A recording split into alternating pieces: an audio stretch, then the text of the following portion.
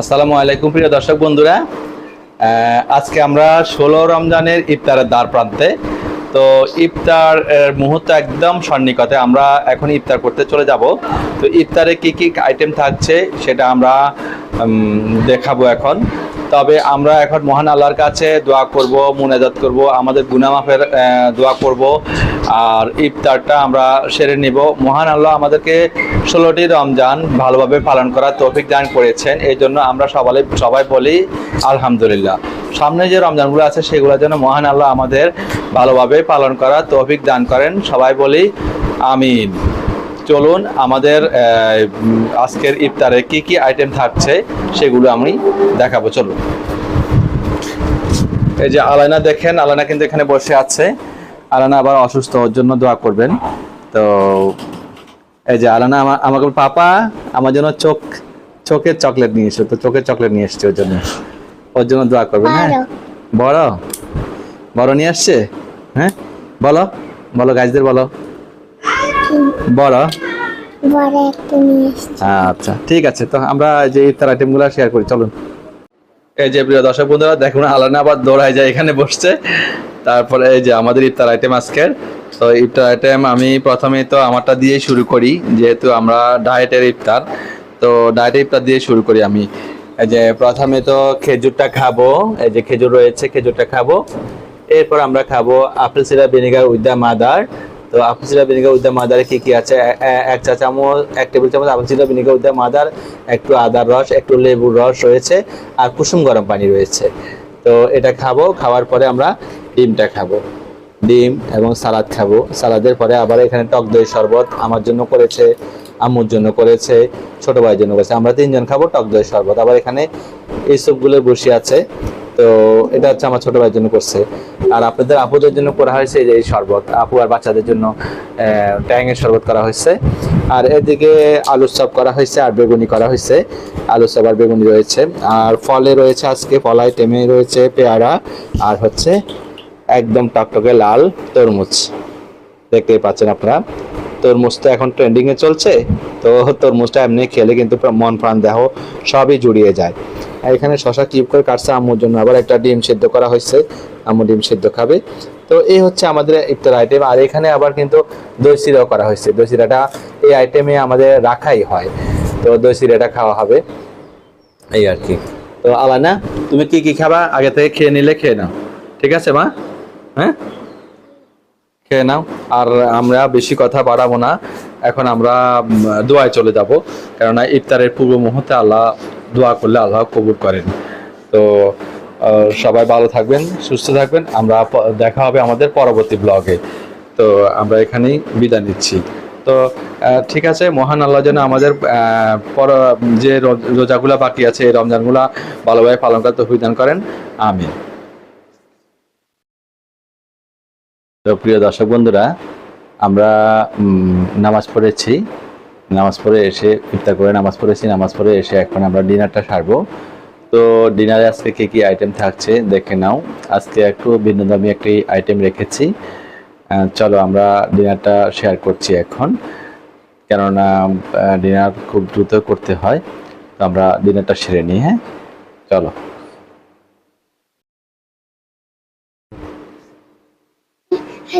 দেখো প্রিয় দর্শক বন্ধুরা, আজকের ডিনার আইটেম তো এখানে হচ্ছে চিচিঙ্গা রান্না করা হয়েছে। তো ঝোল করে চিচিঙ্গাটা রান্না করা হয়েছে। আর আজকে যে ভিন্নধর্মী আইটেমটা বলেছে সেটা হচ্ছে sweet potato, good probiotic sweet potato. এই সুইট পটেটো আমাদের শরীরের জন্য, লাইফস্টাইলের জন্য খুবই উপকারী। গোল আলু এবং মিষ্টি আলু, দুটো কিন্তু আলু। আমি তোমাদের বলছি, তোমরা খুব ভালোভাবে শুনো। গোল আলুতে আছে স্টার্চ, যেটি আমাদের শরীরের জন্য ক্ষতিকর, এবং ডায়াবেটিস যাদের আছে তারা তো গোল আলু খেতেই পারবে না। আর মিষ্টি আলু একদম তার অপোজিট সাইড, মিষ্টি আলু সবাই খেতে পারবে। এখানে উপকারী ব্যাকটেরিয়া আছে, এটি খেলে উপকারী ব্যাকটেরিয়া আমাদের শরীরে খুব ভালো একটা কাজ করবে। তারপর আমরা কিন্তু মিষ্টি আলু খেতে পারবো, মিষ্টি আলু বিভিন্ন রেসিপিতে দিয়ে তৈরি করতে পারবো। তো মিষ্টি আলু দিয়ে আমরা অনেক কিছু তৈরি করতে পারবো, অনেক রেসিপি আমি আমার চ্যানেলে দিয়েছি। তো এখন ফেসবুকে দিব। তোমরা দেখে নাও। মিষ্টি আলুটাকে কিন্তু বয়েল করবে, হালকা বয়েল করে খেয়ে নিতে পারো। আবার একটু এটাকে টেলেও খেতে পারো মিষ্টি আলুকে। তো মিষ্টি আলু সম্বন্ধে আরও অনেক অনেক কথা রয়ে গেছে। এতে যে কত ধরনের ভিটামিন আছে বলে শেষ করা যাবে না। মিষ্টি আলু খেলে কিন্তু ওজন বাড়ে না, বরং ওজন কমায়। তো অবশ্যই মিষ্টি আলুটা তোমরা খাবে এবং মিষ্টি আলুর সিজনে মিষ্টি আলু প্লেটে রাখবে, ঠিক আছে। তো আর এদিকে আছে রুই মাছ রান্না করেছে। তো এটা হচ্ছে পটল, সিজনের প্রথম পটল দিয়ে রুই মাছের ঝোল করা হয়েছে আজকে। তো এই পটল দিয়ে রুই মাছের ঝোলটা কিন্তু বেশ ভালোই লাগে আমার। এই দেখতে পাচ্ছ, দেখতে কতটা ভালো লাগছে। আর এখানে আমি শশা নিয়েছি আজকে। শশাটা এভাবে একদম স্কিন সহ নিয়েছি, যাতে স্কিন সহ খেলে কিন্তু খুবই উপকার। তবে তার আগে কিন্তু এগুলোকে বিষমুক্ত করে নিবে। আর কীভাবে বিষমুক্ত করে নিবে তোমরা? 1 লিটার পানিতে 1 চা চামচ বেকিং সোডা দিবে। বেকিং সোডা দিয়ে সবজি টবজি যা আছে এগুলাকে যদি ভিজিয়ে রাখো তাহলে এগুলা বিষমুক্ত হয়ে যাবে। অবশ্যই তোমরা বিষমুক্ত করে নিবে। তো এই হলো আমার আজকের রাতের ডিনার। তো সিম্পল রাতের ডিনার। আর কিংবা সেহরি বলো, সেহরিতে আমি খাই কিন্তু সেটা হালকা কিছু খাই। অবশ্যই সেহরি বরকতময়, সেহরি তোমাদের খেতেই হবে। সেহরি কখনো পরিত্যাগ করো না। এতে তোমাদের পরের দিনে রোজা রাখতে শক্তি যোগায়, ইবাদত বন্দেগী করতে শক্তি যোগায় এবং এতে খুবই বরকত রয়েছে। সেহরিটা কখনোই পরিত্যাগ করবো না, ঠিক আছে। চলো এই ব্লগটা এখানে শেষ করছি আজকে। পরবর্তী ব্লগে তোমাদের সাথে দেখা হবে। ও হ্যাঁ, যারা ফেসবুক থেকে দেখছো তারা আমার পেজটি কিংবা প্রোফাইলটিকে তোমরা ফলো করে রাখবে এরকম সুন্দর সুন্দর ভিডিও দেখার জন্য। আর যারা ইউটিউব থেকে দেখছো তারা আমার ইউটিউব চ্যানেলটিকে অবশ্যই সাবস্ক্রাইব করে পাশে থাকা বেল বাটনে অল অপশনে ক্লিক করে দিবে। দেখো বন্ধুরা, আমি ডিনারটা করে নিয়েছি। তো এখন আমরা ডিনার পরবর্তী বুলেট কফি খাবো। আর খাবো হচ্ছে বাদাম, ঘিয়ে ভাজা বাদাম এবং হিমালয়ান পিঙ্ক সল্টের পানি। তো হিমালয়ান পিঙ্ক সল্টের পানিটা আমরা ইলেকট্রোলাইট যাতে ইমব্যালেন্স না হয় তাই আমরা খাবো। কেননা হিমালয়ান পিঙ্ক সল্টের পানিটা আমাদের জন্য খুবই উপকারী। আমরা ইলেকট্রোলাইট ইমব্যালেন্সড হবে না আমাদের শরীরের, আর আমরা দপ করে কোথাও পড়েও যাবে না, গাড়িও ব্যথা করবে না এটা খেলে, ঠিক আছে। তো আমরা হিমালয়ান পিঙ্ক সল্টের পানিটা খাবো। তো সাথে বাদামটা খাবো আমাদের স্কিনটা ঠিক রাখার জন্য।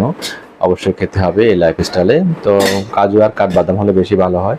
যারা কাজু কাঠবাদাম পাচ্ছ না আমার মতো, আমি খেয়েছি অনেকগুলো। তো এখন আমি আবার চীনা বাদামটা ঘিয়ে ভেজে তারপর খাচ্ছি।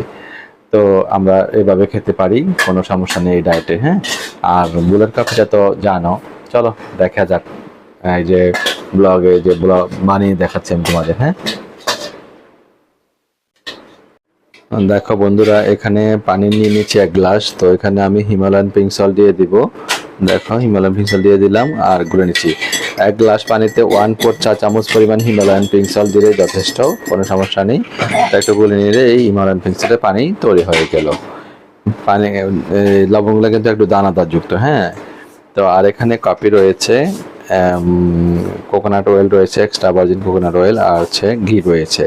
1 চা চামচ কফি, 1 চা চামচ ঘি, 1 চা চামচ এক্সট্রা ভার্জিন কোকোনাট অয়েল, আর এখানে ঘিয়ে ভাজা বাদাম রয়েছে। তো আমরা এগুলা খেয়ে নিব আমাদের লাইফস্টাইলে। তো আমরা এখন প্রথমে কফিটা বানাচ্ছি আর পিঙ্ক সল্টটা বানিয়েছি। শুধুমাত্র কফিতে যে গরম পানিটা দিলে কিন্তু বানানো হয়ে যাবে। হ্যাঁ, ঠিক আছে। তো আমি গরম পানিটা দিয়ে দিচ্ছি। আজকে আবার আলাইনা অসুস্থ, ওর জন্য তোমরা সবাই দোয়া করবে, নাহলে তোমরা তো জানো ওই পানিটা দেয়, গরম পানিটা দেয়। তো আমি গুলে নিচ্ছি, দেখতে পাচ্ছ মিশিয়ে নিচ্ছি। মিশিয়ে নিলে তৈরি হয়ে যাবে আমাদের এই যে কি বলে bullet coffee, bullet proof coffee.